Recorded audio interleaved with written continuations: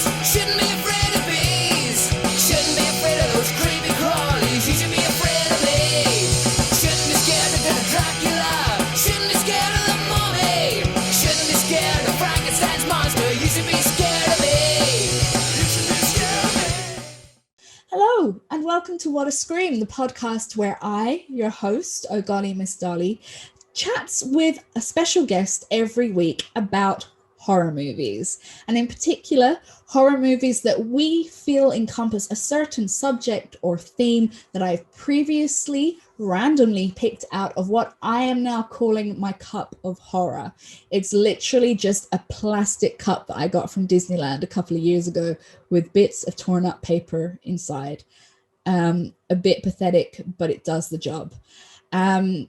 So this week is actually my fourth week of recording. I'm not sure if I'm putting out the episodes in proper chronological order or whether I just want to throw random episodes on here and there. I'll decide that because now at the moment it's the last week of January. And we're about to go into February. This podcast actually launches next Monday, so I'm talking to future yous or past yous. I don't know. It feels a bit time traveler-y. It's not. Shut up. So I'm hoping that I am getting better at this thing. I feel a lot more comfortable. I don't feel like such a dickhead. Although I probably am still coming across as a dickhead. But that's okay. So this week, I picked out the theme witches. I'm gonna be honest, it's not my favorite subgenre.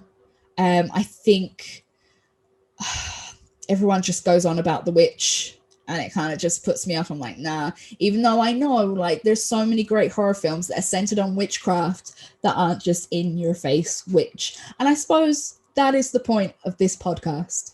I had to go back and look at horror films that are witch-centric and which one was the best for me. And I think I've chosen a good one this week. So my guest this week is Tristan Risk. She is a writer, a director, and an actor. You may know her as Beatrice from American Mary by the Soska sisters. And she also has a short film coming out, which I'm sure she's going to tell you about in our interview. I am ecstatic to have her on this podcast. I've loved her for a very, very long time. And I can't wait to talk witch with her. So before I start the interview, I think it's only right that we go back and have a bit of a look about witches in horror films. So the first kind of depiction of witches in horror can be dated back as far as 1922 to Benjamin Christensen's Haxan. I hope I'm saying that right. Or in English, Witchcraft Through the Ages, based on the Malleus Maleficarum, which is a sort of German 15th century handbook for shitty human beings like the witchfinders and inquisitors.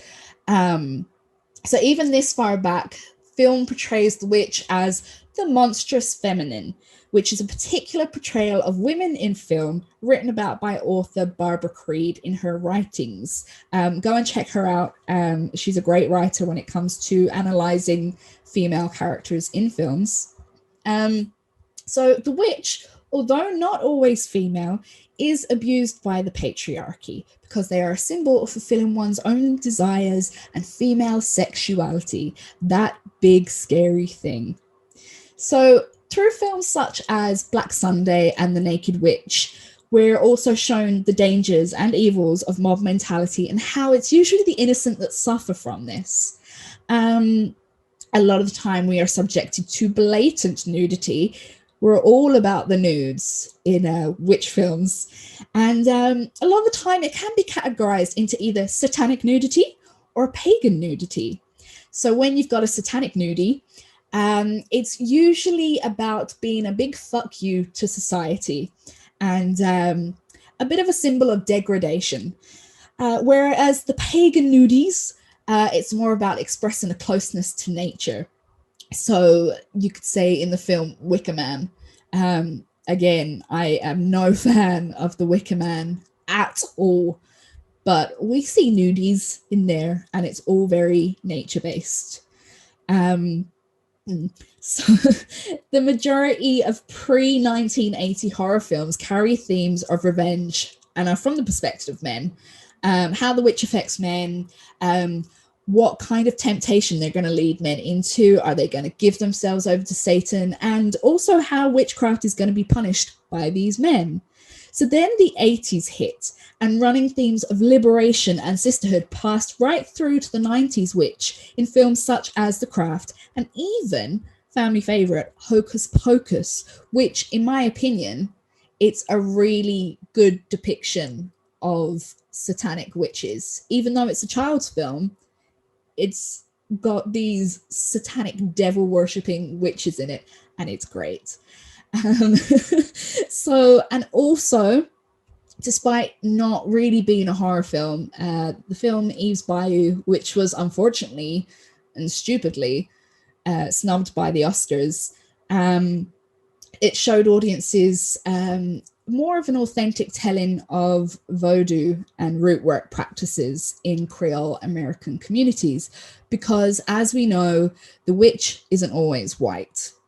And I think it's a really important thing to keep that in mind as well. So then the Blair Witch Project hit cinemas in 1999, and it changed the game of horror movies and how they are marketed forever. It introduced the found footage format, and it also introduced a way of marketing movies online. I don't know if anyone remembers, it had a great website where you basically thought that these people were real and people were out looking for them. It was an amazing marketing campaign. Definitely one that I don't think could be emulated again, unless there is, and I'm missing one. Perhaps let me know. So then we move on to the 2000s, which were pretty void of witch-centric horror. The witch, or the magical person, the male witch or the wizard, kind of moved into fantasy realms, because of course we saw the big popularity of the Harry Potter films and also stuff like Lord of the Rings. And it's only within the last 10 years that we've had a resurgence of the witch film, such as James Wan's The Conjuring. We had the witch Bathsheba. We've got Ari Aster's Hereditary. And of course we had the witch, or the vitch, yeah, or whatever way you want to say it. So that has kind of brought us a bit of a resurgence. And whatever you think about the witch, it has definitely blown up. Yeah, it's definitely brought the witch back to the forefront as the monstrous feminine. We've now got shows like Sabrina. And again, we're going back to separating the witch from this fantasy Harry Potter style to more the dark, satanic style that we saw back in the 60s and the 70s. So here is my discussion with Tristan Risk. We are talking about 2 witch-centric films this week. We are discussing The Love Witch from 2016 and also 2016, The Autopsy of Jane Doe. I would like to welcome to the podcast Tristan Risk. How are you? I'm doing well, as can be expected with the current circumstances. Yeah, exactly. We're finding ourselves in a bit of a shit heap. We like to say over here. How are you coping over there? I can't complain. I have a lot of animal companionship. I have pretty awesome human companionship. And, there's a little bit of space to move around. So I feel like I have it pretty good. I mean, it's not, I have all my first world complaints at this point because COVID fatigue, but I mean, in the big picture, I'm like, well, I have a house that's warm and a really nice bathtub to soak in. So yeah. And just for anyone that doesn't know, do you want to give us a little bit of information about yourself and what you do? Sure. So I am a performer, and that spans from being on stage and doing stupid human tricks with sideshow and circus with my group, the Caravan of Curiosities, to being an actor in film, and mostly having either horrible deaths put upon me or inflicting horrible torture on other people. You know, give and take. I guess that would be like an acting switch. That's like the best job you could have as an actor, though.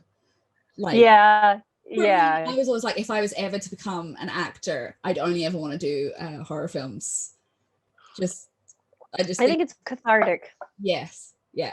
I had a forensic psychologist on for the first episode, and she talked about the catharticism of horror films. So apparently it's all psychological and it's all based on science. So I can get behind science. And what kind of projects have you done in the past? A lot of people know me in film for American Mary. That was the first one that kind of brought me to everyone's attention, playing Beatrice Johnson. And then from there, I got a chance to do a lot of really, really weird stuff, like the Astron 6 as the editor, which is a love letter to Italian giallo films, which kind of straddles being parody but also like serious. And I got to be in a number of horror films with independent artists, like the title film Ayla, shooting with Elias Ganser in the States, and then Frankenstein Creative Bikers. So a lot of genre, spooky, supernatural things that are very uncomfortable to watch in mixed company sometimes, you know, the usual. And I guess this kind of answers my next question for what is your relationship like with horror? How did it start?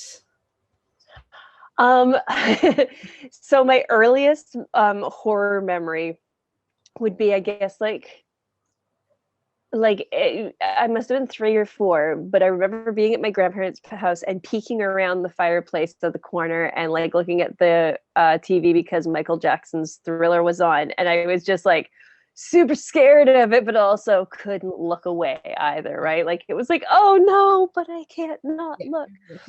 So yeah, exactly. And then at the beginning, he does that like crazy transformation sequence into the cat creature that Rick Baker did the effects for. And I remember being like just kind of struck by that. And my mom tells me, I don't remember this, but my mom tells me that I was like lying on the floor and she thought I was having like some kind of attack. And so she went to see what was going on, and I bit her on the ankle, and she's like, I realized what you thought you were doing was transforming into a cat creature, and then you bit me like a little wild animal. And I was like, well, sorry, Mom. The pearl is often the largest irritant to the oyster, so love you. And do you think your love of horror has kind of influenced, say, what you've gone into like later on in life, so say like the sideshow side of things? Oh, definitely. Like, I think the love of horror definitely comes from a love of shock, a love of wanting to be an agent provocateur. I was very much a little goth punk shit disturber, and it would have been an absolute mercy to have drowned me when I was like 14 and 15 and just a know-it-all snot-nosed brat. And oh,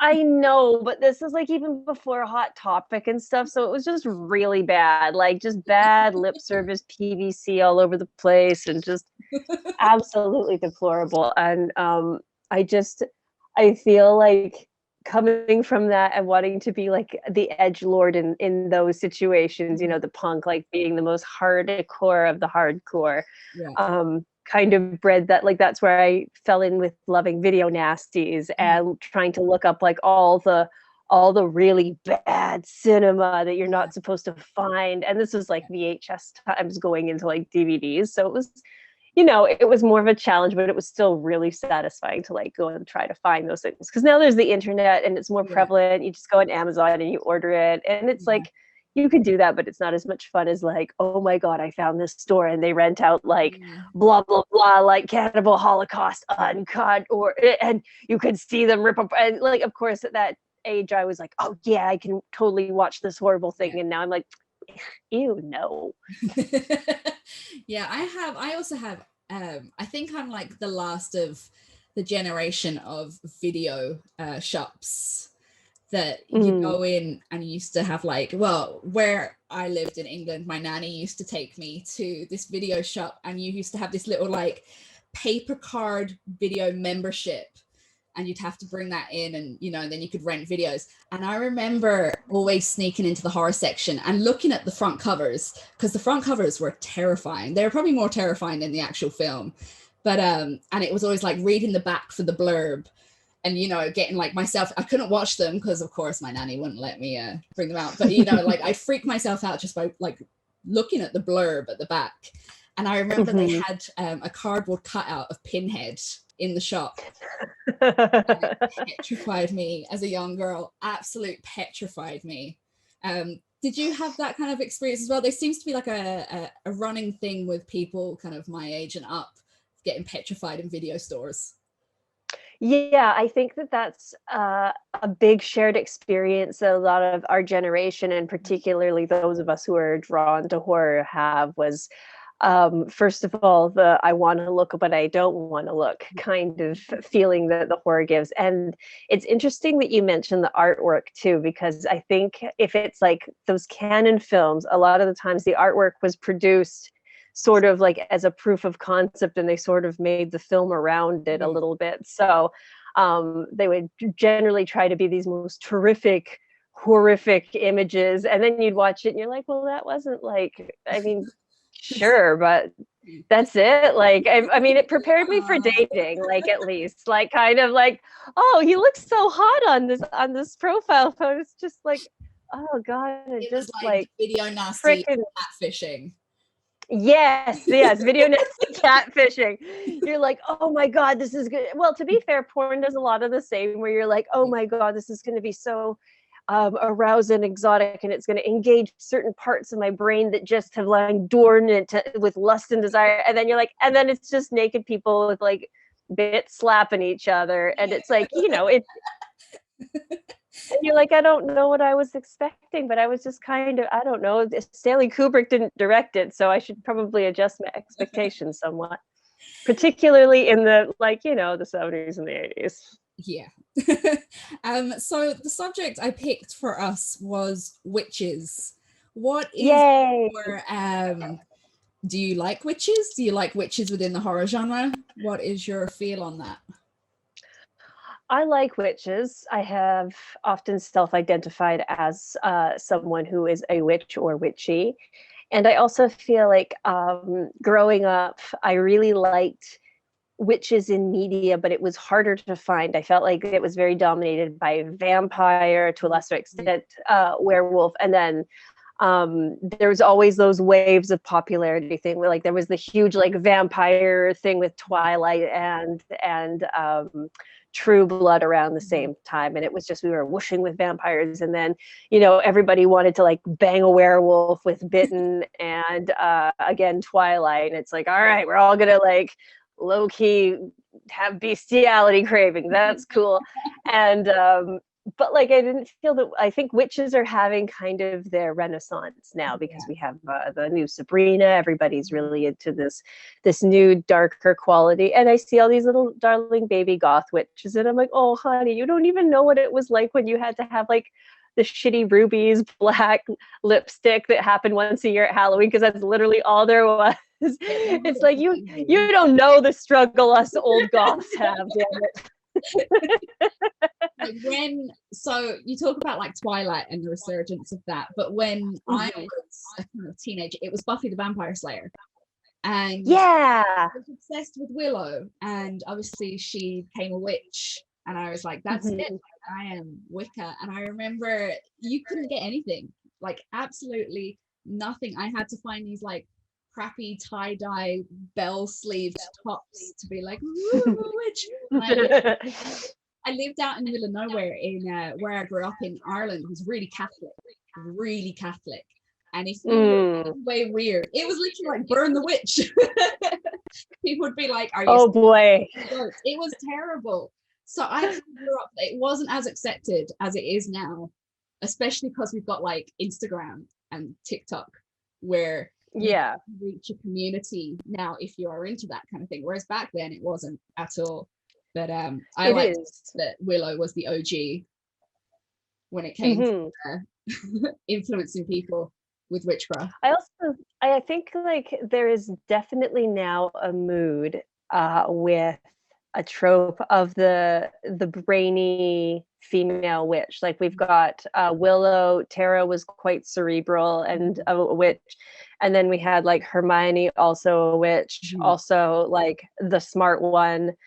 I'm pretty sure Velma from Scooby-Doo would have been a witch before Daphne would have been. Daphne would have been like kind of a little all over the place, but like Thelma would have her shit together and like memorize spells and stuff. Yeah, definitely. And how do you feel about witches being portrayed as the villain? Well, I think it's important to explore all aspects of the idea. Like, I mean, that's kind of like why we like vampires, like, and why they were so popular. So they were the villain, and we love to romanticize a villain. And I mean, who doesn't want to bang a villain? Like, I mean, I think we've all had one point, like a thought, like, okay, if I get into a thing, I can definitely fuck my way out of this situation if I'm tied to a railroad tracks. Like, just, you know, I feel I'm confident.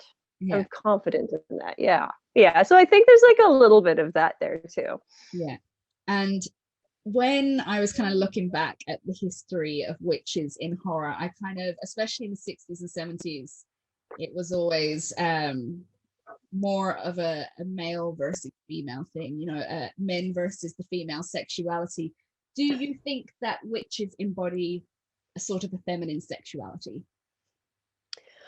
I think they're definitely associated with that. I think that's part of why we're seeing such a resurgence in women or people like identifying women surging forward towards that that branding of I'm a witch, because it's kind of the ultimate in darker feminine power. Like, what scares the patriarchy more than the witch? That's why they tried to burn the witches, right? So I think that is definitely a response to kind of everything that's been happening in the world in the last few years. And it's kind of like a big social zit, and it's like getting quite ahead to it, and it's just starting to be like, oh, the popping is happening, and it's gonna just like that is some imagery. Popping the patriarchy. I felt the hand motions really helped. If anyone that's just listening to this and not watching it, it was like a volcanic zit eruption. Very expressive with my body. I just had a Doug Jones moment there.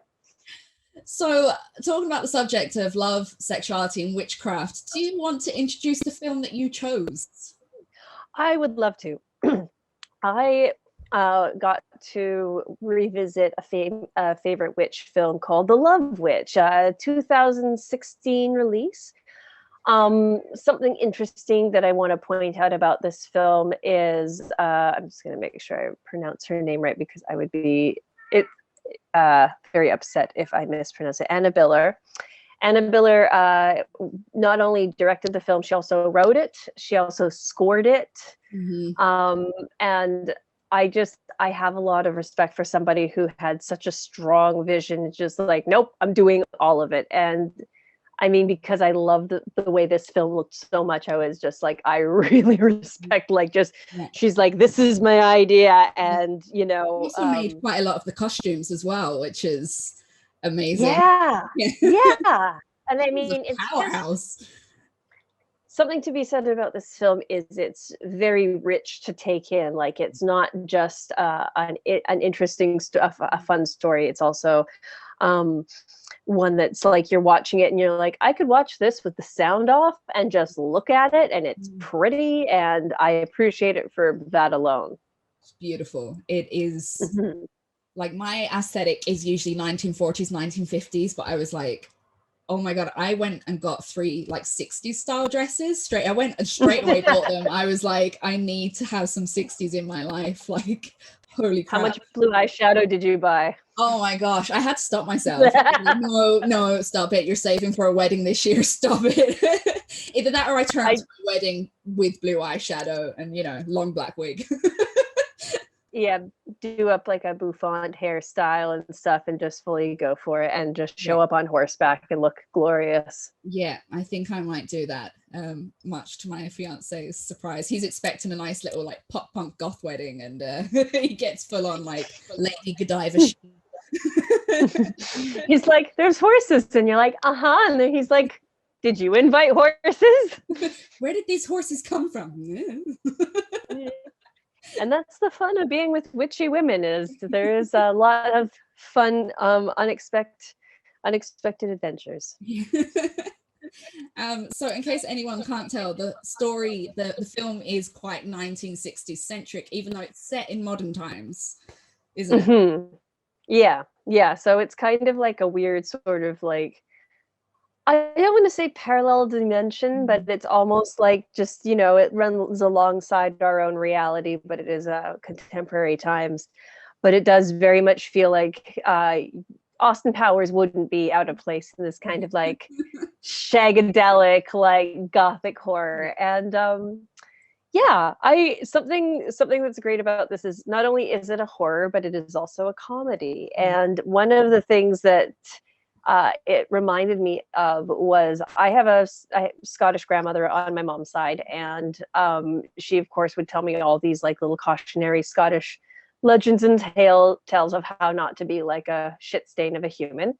And one of them was about a young witch who fell crazy in love with this knight, and she like did a spell on him so that he'd fall in love with her and he'd be with her. And then he fell in love with her under the spell, and he totally became like an empty shell of a human. And then she was like, well, shit, now I don't have the thing I wanted. I liked you because you were this person, and now you're not this person anymore. And that really kind of is a sort of a resounding theme in this particular film as well. Yeah. Do you want to give us a quick, brief summary? And just to warn, there are going to be spoilers in this. Yeah, sorry everyone. Watch it. Yep, go watch it. It's really, your eyeballs will thank you. So with this film, it starts out with Eleanor, who is a young, beautiful witch, and she's driving to this town in California, and she is newly widowed. We don't really know what's happened to her husband, her late husband, but we find out that he is passed, and she's going to go start a new life in this new town. So she rolls up, and she makes friends with this woman named Trish, who helps her kind of establish herself in town, meets everybody, gets set up. And Eleanor keeps having this problem where she gets interested in a man, and she'll invite him over for a date, and then she'll drug him and do a spell on him, and then they'll have intimate relations, eyebrows. And then once kind of the moment has passed, these men are madly, hopelessly in love with her. And Eleanor is kind of left going, meh. And this causes a lot of problems for her. A body count, for one, always an issue. That minimum kind of issue, yeah. Yeah, and the ending winds up being that she doesn't get what she wants, and it's very similar to the parable that I shared about the witch and the knight. However, one thing that I really enjoyed about this was the witch bottles. Yeah, they are a big talking point. I love it. There's a scene where she's preparing one, and she puts in a tampon, and she's talking about how men are freaked out by tampons, and it's, you know, it's silly, and I just thought it was absolutely hilarious. That's one really big comedic plot right there. It's just hilarious. And it's fun watching that part, but it's funner watching dudes watching that part and watching their reaction to it, because it's always I'm always like, what?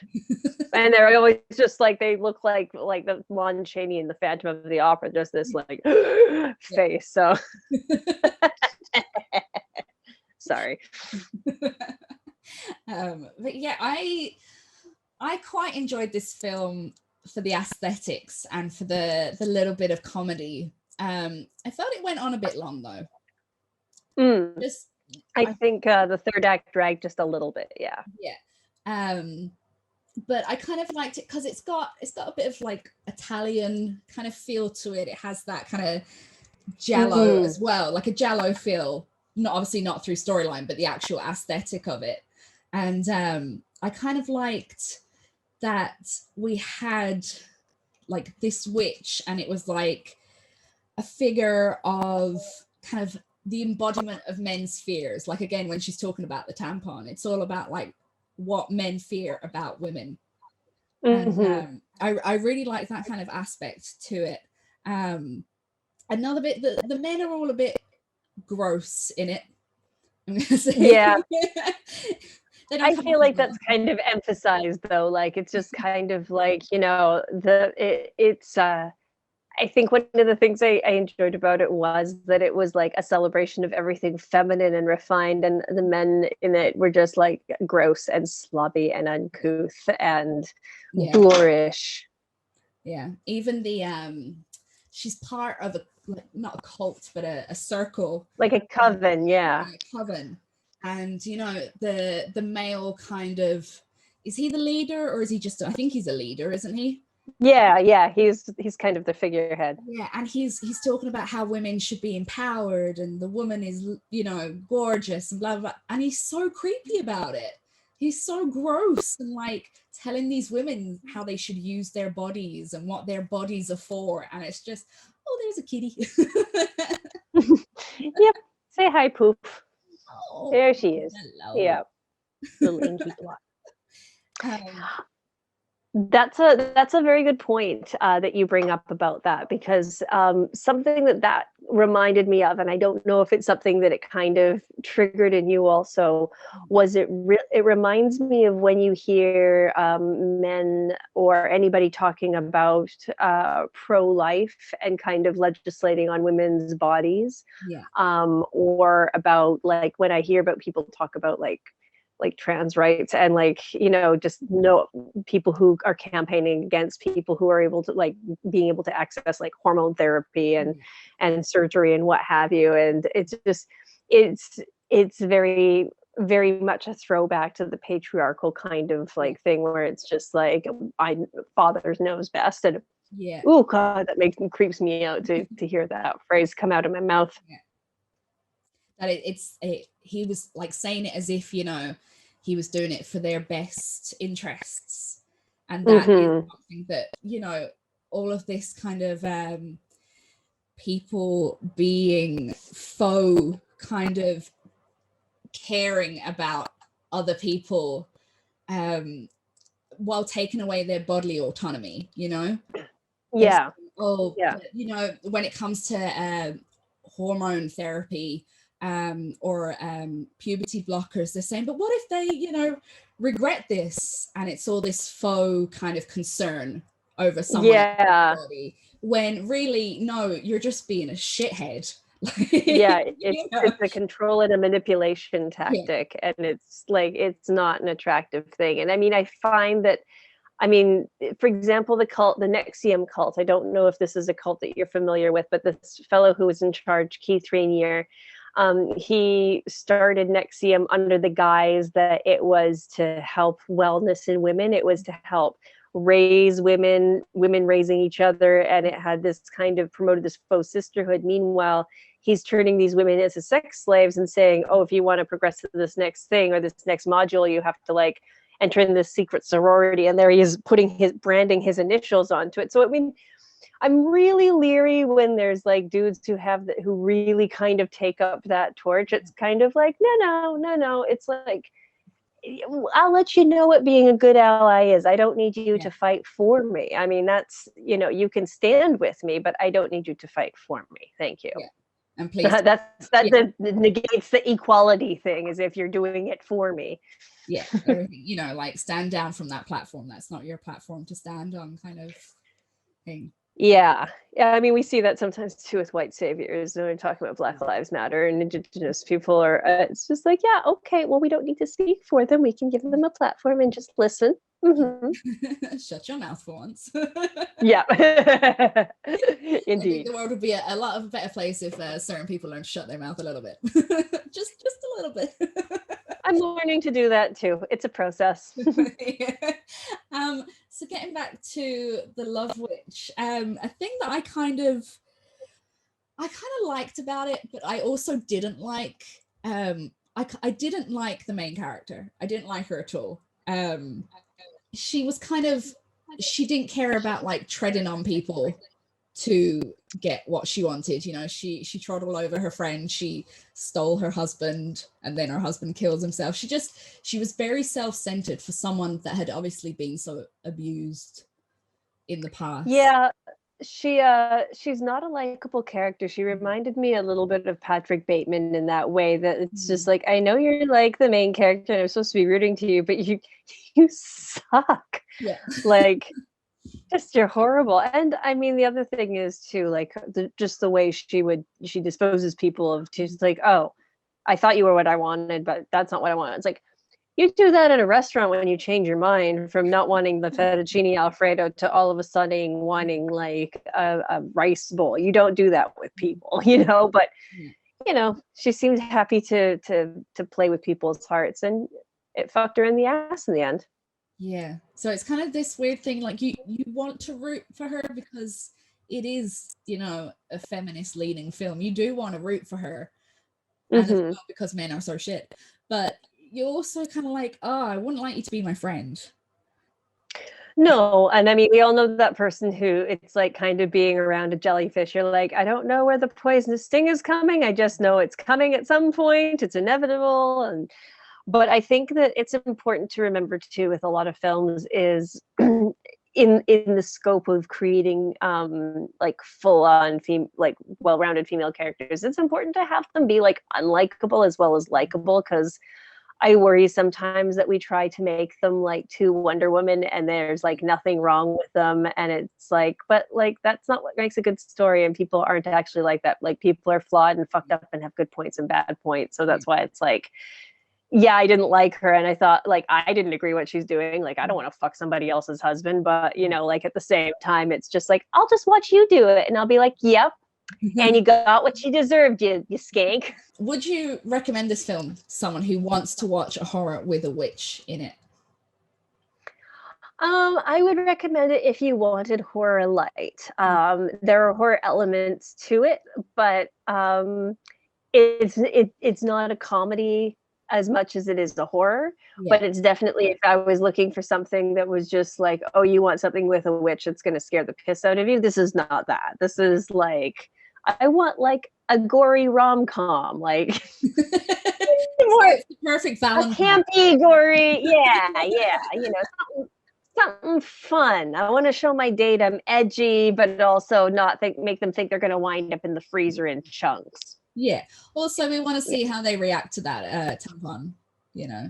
Yeah, that's a good barometer of, like, I would say for a double feature movie night, do Witches of Eastwick first for vintage, like 80s, because that's got like Michelle Pfeiffer and Cher and Susan Sarandon in it, and that's also another witch, slightly horror but more comedy, and this is more horror and less comedy. So I think that like the two could balance each other nicely. Yeah, I think that's a really good point. And also the film kind of reminded me, there's this great band, they're a satanic doo-wop band, Twin Temple. Have you heard of them? Oh my god, no, but I'm going to look them up immediately with a description like that. Yeah, so it is satanic doo-wop, and it is just if Twin Temple's music had a movie to kind of go hand in hand with it, it would be The Love Witch. Okay, that paints a picture. Yeah, so if we're setting up this Valentine's date, you've got your movies and then you've got your sexy music time. Yeah, so we've planned your Valentine's Day for you, so you're welcome, everybody. So moving on, the film that I decided to choose is another film from 2016, which is kind of funny because they're almost polar opposites when it comes to Yeah. The Witch. So I chose The Autopsy of Jane Doe, directed by Andre Øvredal, who also did Trollhunter, which is a great, Excellent film. yes, amazing film. It's got Emil Hirsch and Brian Cox in it, two really good actors. Have you seen this film before? I had not seen this film before. Okay. I love it. I actually used the soundtrack for a burlesque act. That's awesome. Because I'm all about that morgue realness. So it is an out and out horror film. It's kind of like a haunted house film with a witch set in a mortuary. So it's like the scariest setting you could ever possibly think of. So this random corpse is found at the scene of a murder, and she is perfectly intact, whereas everyone else around her is in pieces. And so they bring her to this morgue and crematorium for her autopsy. And on the outside, she looks absolutely perfect. There's not a thing wrong with her. And then they start noticing that she has broken wrists, broken legs. Her tongue has been cut out. Lovely. The lungs have all been burnt. And they start investigating, and everything starts getting a little bit weird and a little bit spooky. So as the autopsy goes on, they notice that her waist is very small, so she must have been wearing a corset. There is like peat in her hair and nails, which only comes from like up north in America. There's thread in her mouth, and there's something in her stomach. There's like a piece of cloth with witch symbols on it, and a tooth in her stomach. Very sexy. And yeah, the radio keeps turning on to a song called Let the Sunshine In. Mm-hmm. So it's all a bit creepy and a bit weird. And yeah, there's a storm coming in, so the two morticians are trapped. And then corpses start coming alive, and things go on fire, and they find out that she is a witch and that she was burnt, and she is now come back to exact her revenge. So what did you think of this film when you saw it? I thought it was a good ghost story. In a weird way, it reminded me of, oh god, and I think it was just like something about the aesthetic that triggered it in my mind is the second Blair Witch Project. Like it just some of the weird little flash bits, but I love just a good old fashioned ghost story. And I just like when you watch it, you have this kind of horror, like as you're like, no, and then you're kind of like, what? And I mean, I'm familiar with like, you know, when you're like torturing or killing a witch, you do all this like weird dumb shit to her. But even as they were like going down, it's like, oh, okay, intellectually I know, but like emotional me is really scared and anxious with this film right now. Yeah, I think like the main thing that made me really anxious is she's still like this naked corpse on a slab. Yeah. Like, you know, her body was so abused when she was alive, and it's still being abused. You know, it's still just a naked corpse. And yeah, that really freaked me out. And just and the setting as well is just really, it's really cold and clinical and just yeah, and you've got things like they have a mirror to show what's coming around a corner, and you see it in the film, and you know that's setting you up for a jump scare. And even though you know it's coming, it scared the fucking Jesus out of me. I mean, you can still appreciate like a well executed jump scare. I mean, people look down on them, but it's just like, no, there's like a place for this, and it looks good. Yeah. And the lighting feels so cold in it. Like it just feels like if you oversaturated, like being in a dentist's office or something. It's just it adds to like the unsettling atmosphere. Yeah. And we've got this scene where they are cutting her skin off, and it reveals tattooed symbols on the inside of her skin. And that really, really freaked me. I don't know why, it just really got me. And I don't get freaked out very easily by things, but this, I was just like, you know, their abuse kind of, obviously like the Witchfinders and the Inquisitors' abuse like seeped into her skin. You know, that's how bad it was. And the whole premise is that these men were so desperate to find a witch and to make her a witch that they actually made her a witch. It was through their abuse and their torture that she became a witch. She wasn't a witch before, but she became it afterwards.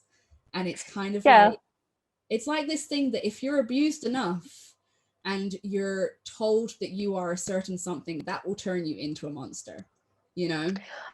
That's like the classic villain origin story, is the person who was abused eventually like goes to exact their revenge on everybody who abused them in the world around them for doing this to them.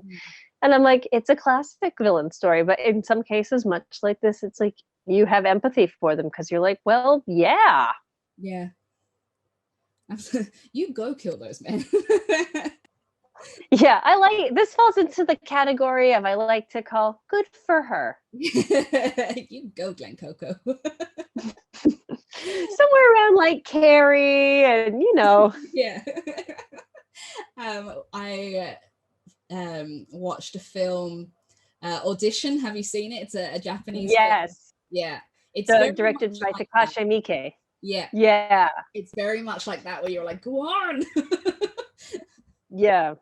Where it's just like, yeah, I can't really feel that bad for these people. It's like, I'd be mad too.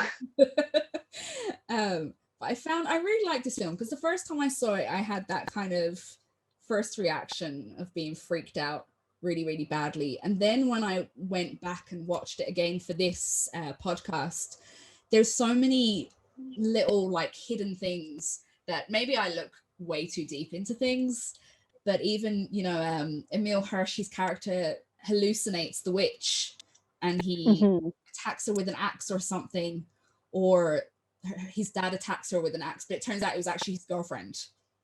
They've accidentally killed their girlfriend. And it's almost like, you know, the killing of the girlfriend is that kind of like the way people back in the 1600s and 1700s killed their loved ones, because they were so petrified of this witch epidemic that it didn't matter who they were, they killed them.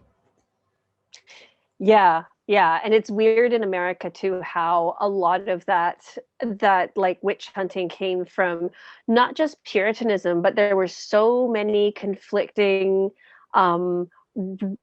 sects of Christianity at that time, that it wasn't so much that they were into killing witches. They were all kind of competing to be the most popular. And how do you get, so basically it was like they were like the MAGA supporters of their time, where instead of it's like make America great, it's like let's go kill a witch, because that's the like basically like the low ball way to get your numbers up, right? So it was interesting to think that not only was it like a religious thing, it was also like a political thing, to be like, okay, well, first of all, we can control these women. We can basically, if they talk back, we can take away their power. And also we get brownie points for being the cool kids, for taking out all the scary evil witches and like saving souls and shit. Yeah, that's a really good point. I like it how this film kind of, it's almost a history lesson, isn't it? Like it was actually like in, you know, the 1700s. And it's mad that like the whole witch epidemic wasn't just in America, it was also in Germany, and it was in England, and it obviously Spain, it was all over the place. And it's just mad. And to think that, you know, this happened, and, you know, in some ways it is still kind of happening today. It's just not witches. it's always been really easy to blame and persecute a minority for when something goes wrong. Like, it's easy to be like, you know, back then it's like women are an easy target because it's like, oh, she's a witch, fuck her, burn her, she's no good. Or you think about, like, at least in BC where I'm from, you know, during the Second World War, like all of the Japanese and people who were like living in Vancouver were basically kept like in internment camps, like just gathered up and just be like, nope, sorry, like we're fighting you guys now, so you're piss out of luck kind of thing. And it's scary that as a species we tend to do that to each other, but it's also just the ways that shifts in power. So we don't see it as much against women anymore, like you say. We see it more against like LGBTQ2 people or trans community. And I mean, if we get pushed into that, we're just going to push back until there's like, you know, equality for, well, eventually, hopefully, as a species, we get our shit together. Yeah. I'm optimistic, cautiously optimistic, but optimistic. Yeah, I'm hoping with the new generation of people, you know, the older ones that seem a bit more stuck in their ways will hopefully assimilate into our happy equal Borg, if you like. Well, you know, it's uncomfortable to have to rethink how you perceive things. And I mean, it's a lot of personal homework that, you know, everybody who's gotten, you know, genetic lottery to be privileged in wherever they are, whether they're able-bodied or their skin's a certain color or they're in, you know, it just, there's different circumstances for everybody. And it's like, you know, if you if you are not marginalized, you have an opportunity to not just be like, oh, sorry, my grandfather's fucked up. It's just like, okay, no, you actually have to like do something to help, not just be like, oh, I feel so bad that this happened to your people. It's like, or you could like make sure that it doesn't keep happening to them. Yeah. I mean, just throwing that out there. Yeah. So another thing in this film I kind of liked was at the end, the father has to kind of give himself over to the witch and kind of take on all her torture. And it's like a really good allegory that, you know, once you take your power back, you can start to heal, because what happens with the witch is she gets her power back and all her ailments start to heal. And I kind of liked that allegory, that, you know, it's time to take our power back and hopefully then we can start healing. Yeah, because that's kind of like acknowledging the hurts is kind of the first part to going through that healing process. And it's not always the funnest part. In some cases, it's the suckiest part of the process. But at least it was brought together beautifully visually in the film. And you're like, again, good for her. Yeah. And then, of course, at the end of the film, she's moved on to another place to do exactly the same thing. So I kind of liked it that it wasn't a happy ending for the guys. Like, I did like that. Yeah, and I like that the monster isn't defeated. Like, you know, there's nothing worse when the resolution is, and then we beat the ghost or the bad guy or whatever, and it's like, like, it's a supernatural thing. It doesn't need your permission to exist. Yeah, and especially because it isn't an all-out black and white monster, you know. She was created that way, and yeah, I kind of like that it's like a blurred kind of line of who are you rooting for. Yeah, it's like, you know, you've got push and pull with the character where you're like, oh my god, all these horrible things, that poor man, but you're also kind of like, well, yeah, she had a rough time, so I feel bad for her. You follow your bliss, girl. So, The Autopsy of Jane Doe, would you recommend this film to people? Absolutely. Yeah. I think there's a lot of people I can think I could recommend it to, just because the subject matter would make them uncomfortable and a lot of the effects would also be incredibly off-putting to a large number of people as well. I mean, I'll full disclosure, I was like, ooh, that's really nicely done. Oh yeah, that's really good. Like, you know, I'm just like, ooh, how did they do that? Oh, that's good. But like, most people are like, oh dear.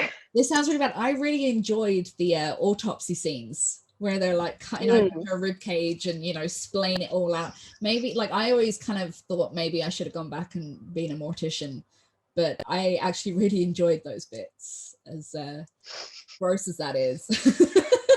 I do love a good autopsy in the morning.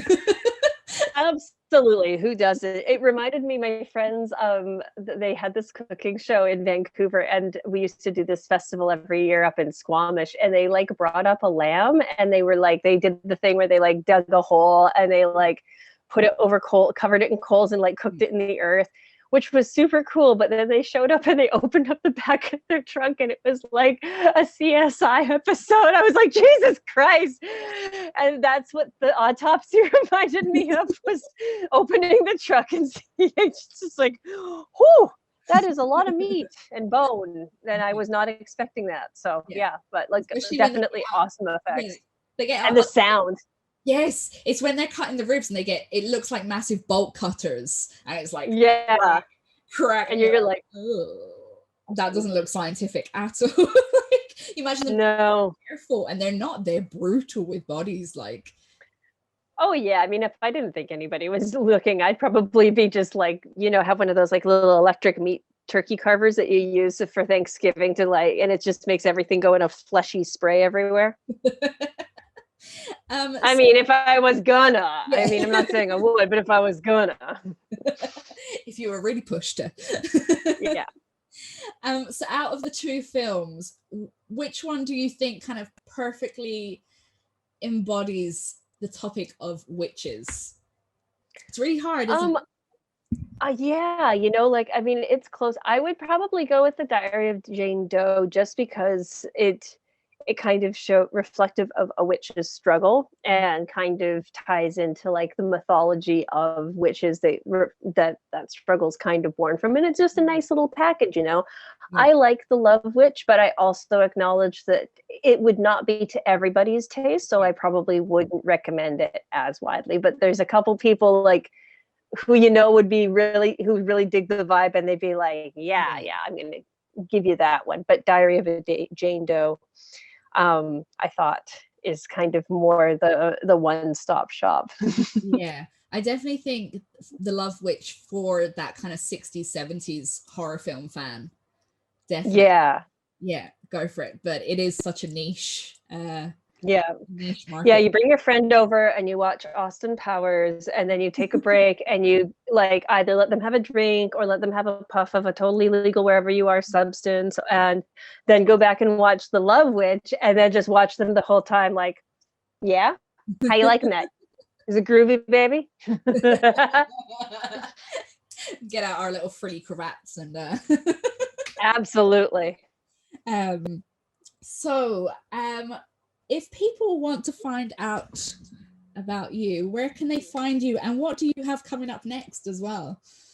Well, I have a website, littlemissrisk.ca, and on that website you can find my YouTube channels, my Twitter and my Instagram, as well as kind of all the projects I've got coming up in the next little while. And then for this year, I've got my second short film that I wrote and directed, named Reptile House, starring Shirai Rules and Jesse Inakala, coming to the festival circuit in 2021. So I'm going to make it go out and do some work for me, since we're all stuck at home and I can't go anywhere. I can make my movie go all over the place instead. Do you think that perhaps, not that it's easier, but do you think perhaps the year being is, and the fact that everything has been forced online, that it's going to be easier to market, or do you think it's going to be harder? Do you reckon? I think it's going to be easier, because there's a lot of people who might have been interested in seeing this in conventional times who wouldn't have been able to see it wherever they are geographically, whereas this just kind of, you know, offers a bit more of a chance, but it feels like it's got a bit more pomp and circumstance and an occasion, rather than just straight putting it onto YouTube for everybody. And, you know, everybody worked really hard on it for me, so I want to make sure that they kind of like get their accolades for their work done. Yeah, I can't wait to see it. I'm really looking forward. Yay! Reptiles, I am there. Well, we will not disappoint. Our tagline is "No fake snakes." Can't wait. I love snakes. I'm not allowed to have any reptiles because my partner doesn't like reptiles. But I'm like, how can How I reptiles boring. when you're with me? Like, Yeah, my partner likes reptiles entirely too much, and to the point where he's like body modding himself into a dragon. So no way. yeah, And what is yeah. that entailing? Well, so far he's had horns implanted, his eyes are tattooed, his tongue is split, tattooed. He has ears pointed and scalloped, and he beat the Guinness World Record for the world's longest tattoo 3 years ago, but he's going to attempt to rebeat it again because somebody beat his record. So now he's got to beat their record because it's like a tattoo pissing contest. But eventually he's going to go until he's like fully 100% modded all over and completed. Because when you like dragons when you're a kid and you're like, well, what do you want to be when you grow up? I'm going to be a mermaid and I'm going to marry a dragon. And they're saying, you can't do that. I say, that is bubkiss. You can do what you want. Yeah, that is bullshit. What are you going to do when you grow up? I don't know. I either want to be a Ghostbuster and have a band like the Holograms, or I want to date a dragon and make horror movies. Yeah. One of those two. Yeah, when I was growing up, I was like, I just want to be I wanted to be a vampire when I was really little, but then that kind of brings its own set of problems when you're going out in daylight and shit. And also, when I became a little bit older, everyone thought that vampires sparkled in the sun, which I guess, being a burlesque dancer, I do kind of sparkle in the sun because you're always going to find glitter somewhere. Forever finding glitter. Like, I mean, if they as a showgirl, they're going to cremate you if that is the choice you make. And they're just going to get the ashes back. And they're like, what the fuck is all this glitter in here? Where did that come from? It's like, oh, that was just part of like her cellular structure. Don't you know? Yeah, I have it's kind of gross and it's kind of a bit TMI, but it's kind of funny as well.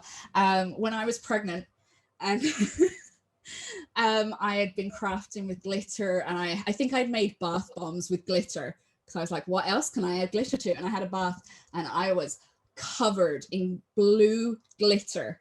And it was like a week away from my due date. And I think while I was I was so out of it when I was giving birth, but I'm pretty sure the midwife was like, why is there blue glitter everywhere down here? And I think my son came out with blue glitter. Just glitter coated. And I mean, at least you're probably one of the most interesting deliveries that midwife got to experience. And she's like, oh, let me tell you about the chick who had glitter everywhere. Blue glitter, I tell you. Yeah, so that was the end of my vampire fantasy. But I'm still living up to, my childhood. I just wanted to be a weirdo punk who talked about horror all the time. So I think I'm kind of living that up. Yeah. Goal met. And so before we go, I ask everyone, what is your favorite horror film? Jaws, hands down. It's because, you know what? It's because it doesn't matter where you are. You can have someone standing in a wading pool in a yard in Idaho. You just have to go up to them and go, duh-nah. They'll be like, stop it. Duh-nah. I mean it. Duh-nah. Okay, I'm getting out and we're draining it. Screw you. Like, never fails. There's so few horror movies that can just do that to everybody across the bar. Like, that's pretty sweet. Yeah. And do you feel that it's kind of held up though, Jaws? I think it still does, because I still know a lot of people who won't go in water deeper than their waist if they can't see their feet. And I think that, I mean, even though after the first Jaws, all the effects got pretty hokey, but it's still enough that even if somebody goes to one of those rides, like the backlot rides, and one of those crappy sharks pops out, they're still going to shit their pants. So yeah. I feel like there's value to that. There's extended value. Yeah. And would you say that Jaws was perhaps the scariest film you've ever seen? Or is there another film that you'd kind of classify as the scariest film?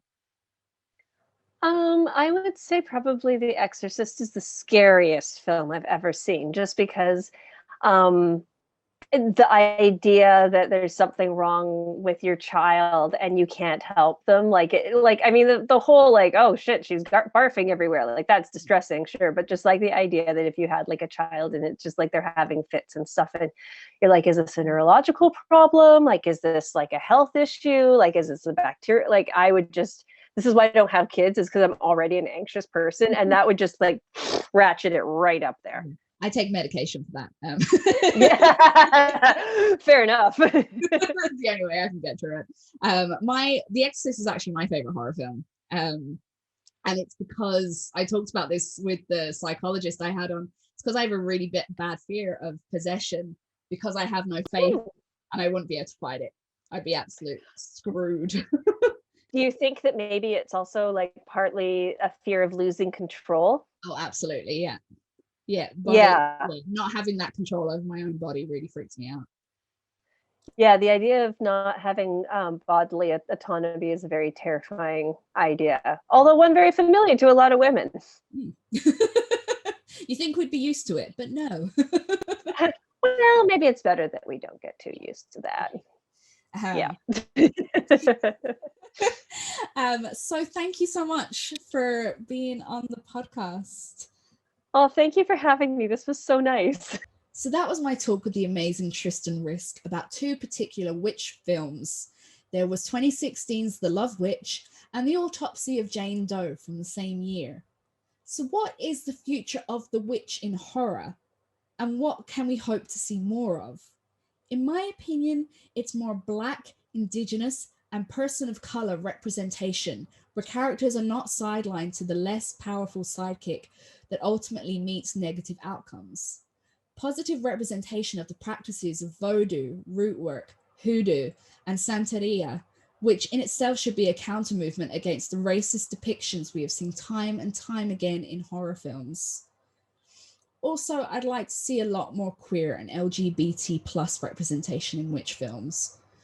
Most witch horror films I've seen are about the male versus female gaze and the evils of female sexuality.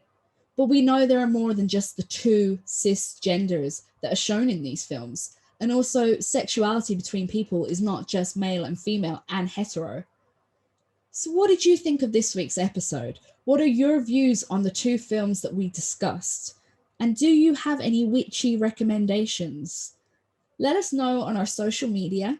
That's Instagram and Facebook at What a Scream Podcast. And don't forget to give us a review and leave a comment on whatever podcast platform you are using to listen to us on. So as always, I hope you are staying safe and ultimately you are staying horrific. Goodbye.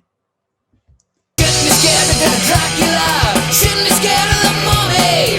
Shouldn't be scared of Frankenstein's monster. You should be scared